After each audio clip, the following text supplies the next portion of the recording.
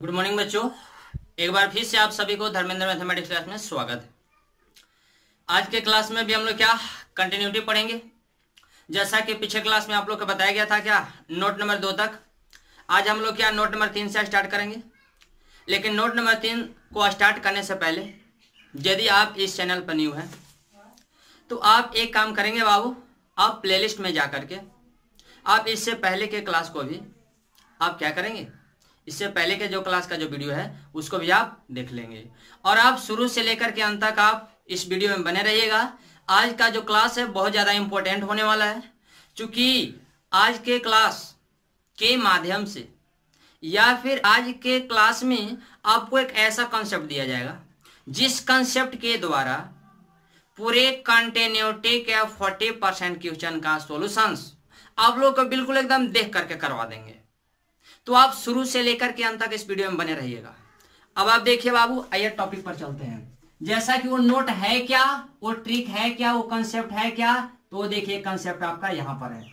जैसा कि यहाँ पर लिखा गया है, यहाँ पर लिखा गया क्या, साइन एक्स कॉस एक्स बहुपदीय फलन, रैखिक फलन, अचर फलन, मापांकीय फलन, अपरिमेय फलन, तो परिमेय फलन, तो लघु चरघातांकीय फलन, तो क्या लघु चरघातांकीय फलन के बाद दिया है क्या, इत्यादि। अपने अपने डोमेन में क्या संतत होते हैं, यानी कंटिन्यूअस होते हैं। इसका मतलब ये हुआ कि यदि आपको साइन एक्स का फलन हो या कॉस एक्स का फलन दिया गया हो या फिर क्या बहुपदीय फलन हो या फिर क्या आपको रैखिक फलन दिया गया हो या मापांकीय फलन दिया गया हो या लघु गणकीय फलन दिया गया हो या फिर लघु चरघातांकीय फलन दिया गया हो, ये सभी फलन अपने अपने डोमेन में, अपने अपने प्रांत में ये संतत होंगे। बात समझ में आई बाबू, क्या होंगे, संतत होंगे। कहां कहां, अपने अपने डोमेन में। बात समझ में आई। एक बार फिर से हम लोग जानते हैं कौन कौन फलन, तो साइन एक्स फलन, कॉस एक्स फलन, बहुपदीय फलन, रैखिक फलन, अचर फलन, मापांकीय फलन, लघु चरघातांकीय फलन, लघु गणकीय फलन, परिमेय फलन और अपरिमेय फलन, ये सभी फलन अपने अपने डोमेन में क्या होंगे, संतत होंगे। कौन तो बंदा बोल रहा है कि सर साइन एक्स का फंक्शन आपने बोल दिया, कॉस एक्स का बोल दिया और आपने बोल दिया बहुपदीय फलन, तो ये फलन होता है क्या है। तो देखो तो बेटा यहाँ पर लिखा गया साइन एक्स, तो साइन एक्स में कौन कौन से आएगा, तो ये आपका साइन एक्स का फलन रहेगा। साइन 2x हो सकता है, साइन 3, तो साइन 4, तो डॉट डॉट डॉट, यानी साइन एक्स का फलन के मतलब क्या, साइन का फंक्शन अवेलेबल होना चाहिए। सेकंड में लिखा गया कॉस एक्स फलन, कॉस एक्स का मतलब क्या, कॉस का फलन होना चाहिए, जैसे cos x, cos 2x, cos 3x, cos 4, cos 5, cos 6, इसी प्रकार से और होगा। अब देखिए उसके बाद लिखा गया क्या, बहुपदीय फलन यानी पॉलिनोमियल फंक्शन। तो देखिए तो बाबू पॉलिनोमियल फंक्शन क्या क्या होगा, जैसे क्या x के पावर 4, x के पावर 3, इसका मतलब वैसा फलन जिसमें x का पावर 1 से अधिक होगा वो आपका बहुपदीय आ जाएगा। बात समझ में आई बाबू। जैसा कि यहाँ पर देखिए कुछ एग्जांपल दिया गया, x के पावर 4 प्लस x के पावर 3, x के power 6 plus x square plus x plus 1, x के power 7 plus x dot dot dot etc, यानी इत्यादि। अब देखिए अब क्या लिखा गया, रैखिक फलन। तो आप जानते होंगे कि रैखिक फलन किसको बोला जाता है, तो वैसा फलन जिसमें x का हायर पावर 1 और केवल 1 होता है वो आपका रैखिक कहलाता है। जैसे यहाँ पर लिया गया है क्या, x प्लस माइनस ए, प्लस माइनस का मतलब यहाँ प्लस में भी हो सकता है माइनस में भी हो सकता है, x के पहले भी प्लस और माइनस कुछ भी हो सकता है। जैसे यहाँ पर लिया गया x plus 1, x minus 1, x plus minus 2, x minus 3, x minus 4 dot dot dot इत्यादि। अब देखिए बाबू अचर फलन, अचर फलन में कौन कौन आ जाएगा, 1 2 3 4 5। अचर फलन का मतलब वैसा फलन जो समय के साथ चेंज नहीं करता हो, जैसे कोई कांस्टेंट टर्म, कोई नंबर, जैसे 1 2 3 4 5 या ABCPQRST, यानी वेरिएबल को छोड़ करके। अब आप देखो तो बाबू उसके बाद यहाँ क्या लिखा गया, मापांकीय फलन। मापांकीय फलन में कौन, तो mod of x, x minus 1 का मॉड, x माइनस 3 का मॉड, x माइनस 4 का मॉड, x माइनस 5 का मॉड डॉट डॉट डॉट। अब देखिए इत्यादि। उसके बाद लिखा गया अपरिमेय फलन। अपरिमेय में क्या, जैसे 2 - √3 पाई etc।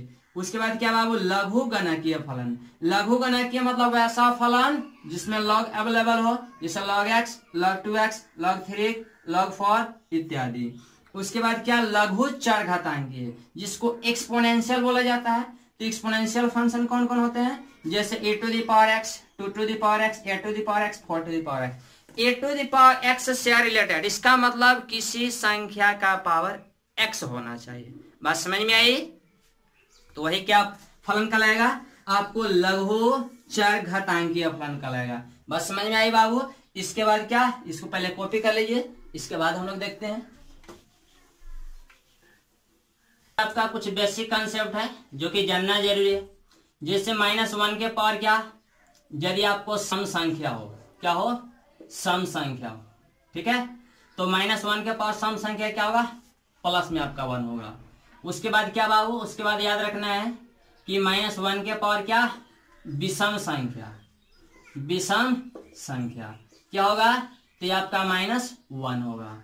उसके बाद बाबू क्या, उसके बाद आपको याद रखना है 1/0 बराबर क्या होता है, तो -∞। उसके बाद क्या, 1/0 प्लस बराबर क्या, तो आपका +∞। उसके बाद क्या, 1/∞ बराबर क्या, 0 होगा। या ये यूं लिखिए कि किसी संख्या डिवाइडेड बाय इन्फिनिटी बराबर क्या आता है, 0। यानी किसी भी संख्या में इन्फिनिटी से डिवाइड कीजिएगा तो क्या मिलेगा, 0 मिलेगा। उसके बाद क्या बाबू, उसके बाद आपको याद ये रखना है कि 2/0 बराबर क्या होगा, तो एनी नंबर डिवाइडेड बाय 0 बराबर इनफाइनाइट। अब आप देखिए, और any number divided by infinite बराबर क्या, 0 हो जाएगा। उसके बाद आप ये जानिए कि जो पाई का मान होता है वो 3.14 होता है, और ई का जो मान होता है वो 2.718 होता है। तो एक बात और, 1 के पावर इन्फिनिटी बराबर क्या, तो 1 के पावर इन्फिनिटी बराबर क्या, ये इनडिटरमिनेट फॉर्म है। क्या है, इनडिटरमिनेट फॉर्म। इनडिटरमिनेट फॉर्म इसको बोला जाता है। उसके बाद क्या बाबू, उसके बाद आपको याद ये रखना है कि यदि 1 से छोटा का पावर इन्फिनिटी बराबर क्या होगा, 0, और 1 से बड़ा का पावर इन्फिनिटी बराबर क्या होगा, इन्फिनिटी। जैसे आपको दिया गया 2 के पावर इन्फिनिटी तो क्या होगा, इन्फिनिटी। जैसे आपको दिया गया 3 के पावर इन्फिनिटी तो क्या होगा, इन्फिनिटी। जैसे पाई के पावर इन्फिनिटी दिया गया तो क्या होगा, इन्फिनिटी। लेकिन 1/3 के पावर यदि दिया गया है इन्फिनिटी तो क्या होगा, 0। क्यों, क्योंकि 1 से छोटा का पावर इन्फिनिटी क्या होगा, आपको 0 होगा। उसके बाद क्या बाबू, उसके बाद आपको याद रखना है कि 1/e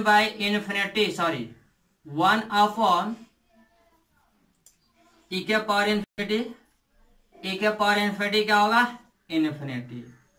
और उसके बाद क्या बाबू, उसके बाद आप ये जान लो कि 1 या a to the power -∞ बराबर क्या होगा, 0।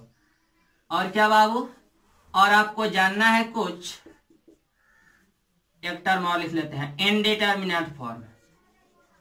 इनडिटरमिनेट फॉर्म, अब देखें तो इनडिटरमिनेट फॉर्म कुछ होता है जिसको आप याद रखेंगे, जैसा कि आपका 0/0, infinity by infinity, infinity minus infinity, 0 into infinity, 1 to the power infinity, 0 to the power 0, और क्या, इन्फिनिटी to the power 0। ये आपका ऐसे टोटल 7 को क्या होता है, इनडिटरमिनेट फॉर्म। 1 2 3 4 5 6 7 हो गया। इसके बाद क्या बाबू, एक काम कीजिए, इतना फिलहाल कॉपी कर लीजिए। उसके बाद नेक्स्ट हम लोग देख लें फलन, मापांकीय फलन, मॉडुलस फंक्शन। मॉडुलस फंक्शन, अब देखिए तो अब मॉडुलस फंक्शन में क्या क्या आ जाएगा। मॉडुलस फंक्शन में जैसे आपको दिया गया है f(x) बराबर mod of x, यदि एफ एक्स बराबर दिया गया है मोड ऑफ एक्स, तो इसका कंडीशन क्या कहता है कि ये मोड से बाहर आएगा तो लिखाएगा एक्स, लेकिन कब? यहाँ कंडीशन होता है जब एक्स ग्रेटर देन और इक्वल टू क्या? 0 हो। यानी जब इस एक्स का मान या तो 0 से बड़ा हो या तो फिर 0 के बराबर हो, तो ये मोड से बाहर आएगा तो जस का तस लिखाएगा, लेकिन ये लिखाएगा माइनस एक्स। कब? तो जब x का मान 0 से छोटा होगा तब। यानी इस x का वैल्यू, यानी x का मान यदि 0 से छोटा हो जाए, ये x के जगह पर जो वैल्यू रहेगा वो यदि 0 से छोटा रहेगा, तो रूल क्या कहता है कि ये जो x है वो x जस का तस लिखेंगे, लेकिन उससे पहले क्या? माइनस लगा देंगे। जैसे एग्जांपल के तौर पे एफ एक्स बराबर आपको दिया गया 6, तो यहाँ देखिए ये जो 6 है ये तो ऑलरेडी प्लस में है बाबू, ये 6 जो है ऑलरेडी क्या है? 0 से बड़ा है, तो ये मोड से बाहर आएगा तो 6 होगा। लेकिन यदि आपको एफ एक्स बराबर दिया गया माइनस में 4, तो आप क्या करेंगे? यहाँ पर देखिए ये जो वैल्यू है क्या ये 0 से छोटा है या बड़ा? तो 0 से छोटा है। तो जब 0 से छोटा है तो पहले जैसे है वैसा तो रहेगा, लेकिन उससे पहले क्या लगता है? माइनस। तो ये आपका क्या हो जाएगा? प्लस में 4। जैसे एफ एक्स का मान दिया गया क्या? माइनस में 3, तो ये आपको क्या? माइनस और ये -3 बराबर क्या? 3 होगा। इसके बाद क्या? इसके बाद आप जानिए ग्रेटेस्ट इंटीजर। ग्रेटेस्ट इंटीजर यानी धनात्मक धन पूर्णांक। जब धनात्मक धन पूर्णांक देखेंगे तो देखिए बाबू क्या होता है? ग्रेटेस्ट इंटीजर, तो इट मीन्स, इसका मतलब इट मीन्स इसका मतलब क्या होता है? जस्ट लेस और क्या?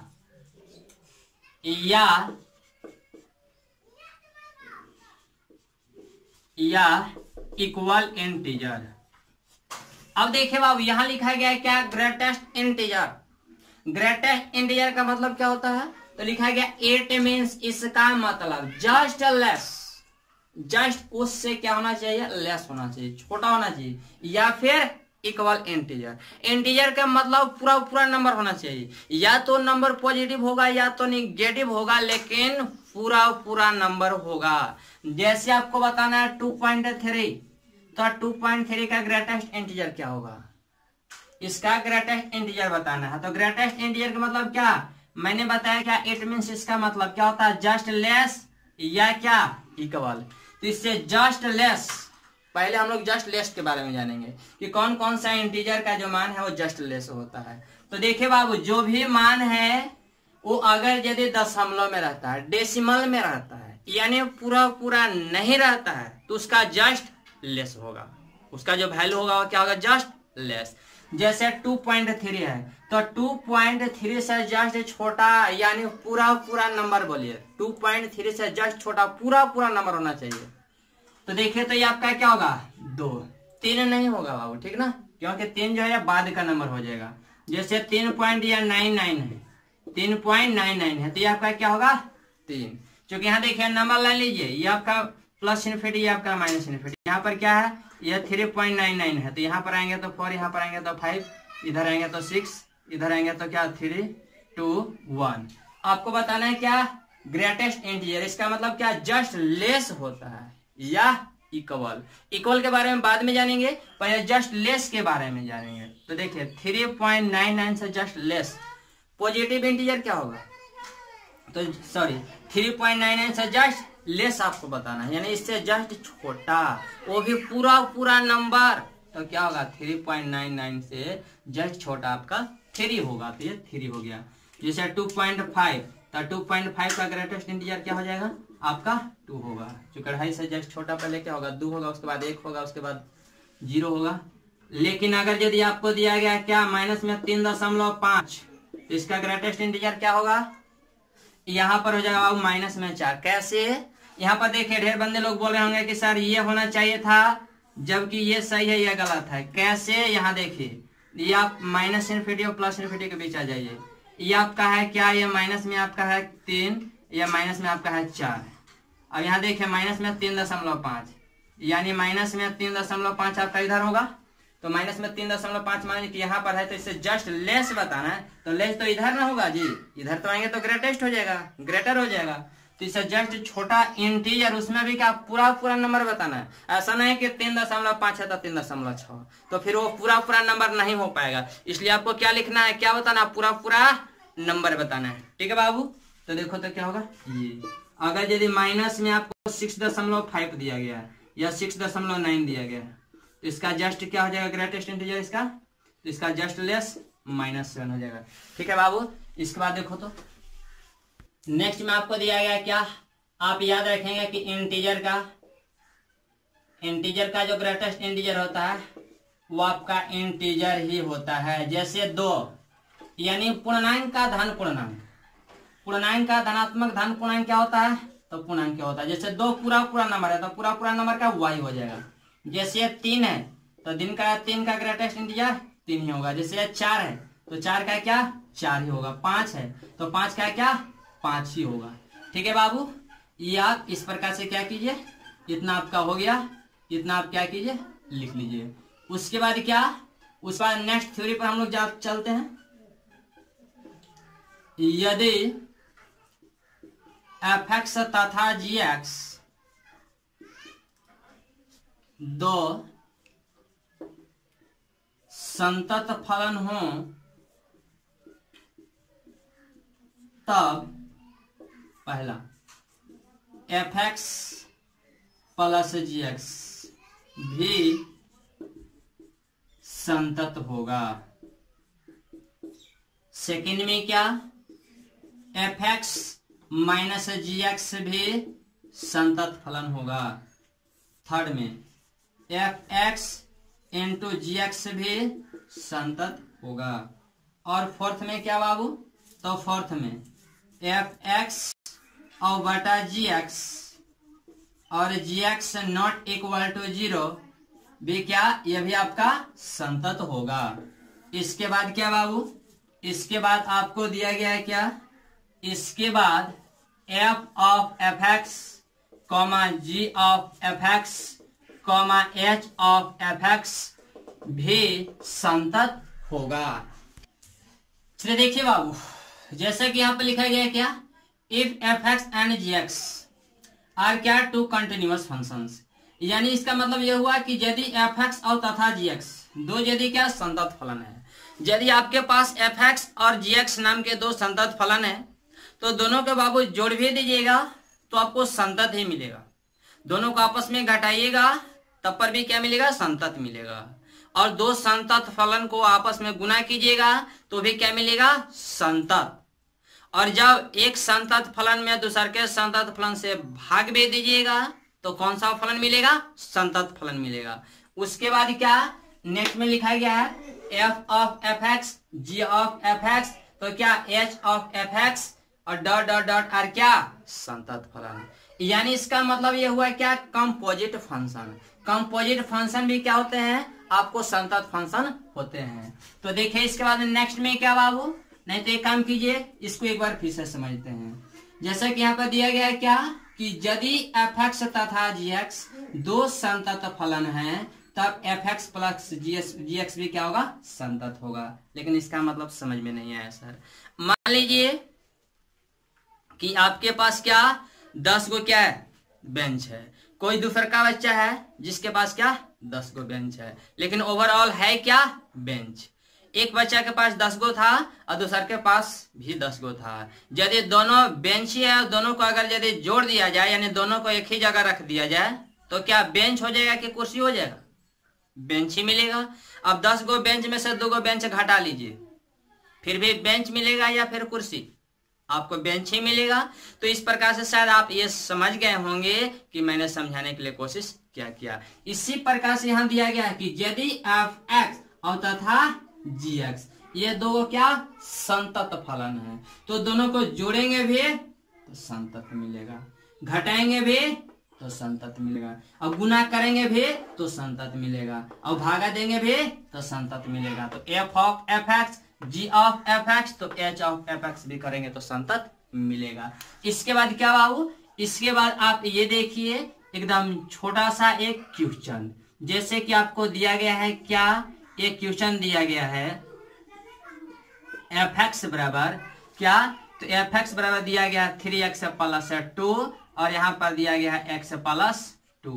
ये आपको ऐसे दिया गया है, कंडीशन ये है x greater than equal to 2, तो यहाँ पर क्या दिया गया है x लेस देन 2। ये आपको ऐसे दिया गया है।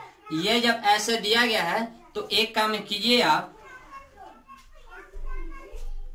जैसा कि आपका एक क्वेश्चन है बाबू क्या, तो fx बराबर दिया गया 3x प्लस 2, यहाँ कंडीशन है क्या x greater than equal to 2 और x प्लस 2 जब x लेस देन 2 है तब।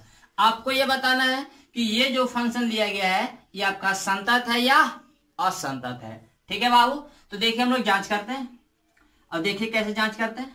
सबसे पहले यहाँ पे लिखेंगे एट x इक्वल टू क्या, कितना पर जांच करना है बाबू, इसको देख करके बताइए।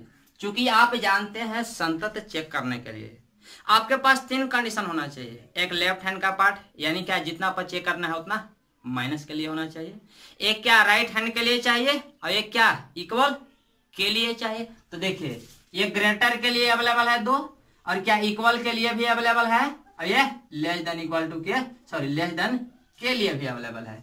तो सबसे पहले लिखिए एट x इक्वल टू 2। अब यहाँ पे लिखिए क्या लेफ्ट हैंड लिमिट, तो ये आपका लिमिट का limit x tending to 2 minus और ये आपका हो जाएगा fx।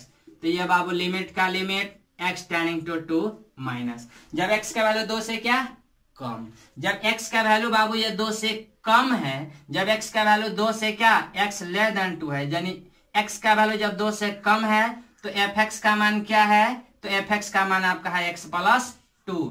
तो ये आपका हो जाएगा x प्लस 2। कौन तो बंदा बोल रहा है कि इसको क्यों नहीं लिखे, इसलिए बाबू fx का मान इसको नहीं लिखे कि ये आपका तभी वैलिड है जब x का मान या तो 2 के बराबर है या तो फिर 2 से बड़ा है, तब ये वैलिड है।